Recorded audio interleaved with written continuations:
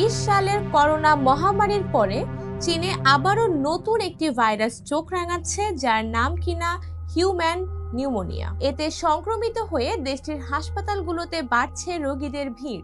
বিশেষ করে শিশুদের মধ্যে এই ভাইরাসের প্রভাব দেখা দিচ্ছে এবং চীনের পরে বর্তমানে মালয়েশিয়াতেও এই ভাইরাসের সংক্রমণের খবর পাওয়া গেছে।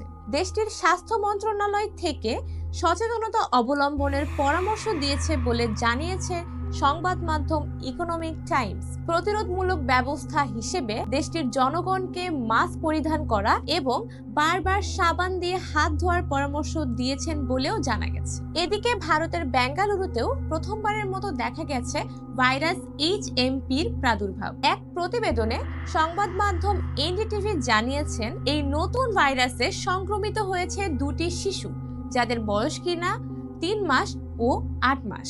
এর মধ্যে 3 মাসের শিশুটি সেরে উঠলেও 8 মাস বছর বয়সী শিশুটিকে এখনো রাখা হয়েছে হাসপাতালে। আক্রান্ত শিশু বা তার পরিবারের কোনো ভ্রমণ ইতিহাস নেই বলে জানিয়েছে শিশুটির পরিবার। এছাড়াও হিউম্যান নিউমোনিয়া রোগে আক্রান্ত রোগীর সন্ধান পাওয়া গেছে হংকংয়েও, তবে এর সংখ্যা খুবই কম। এছাড়াও পাশের দেশ জাপানেও কিন্তু এই নতুন ভাইরাসের বিষয়ে সবাইকে সতর্ক করে দেওয়া হয়েছে বলে জানিয়েছে বিভিন্ন গণমাধ্যম।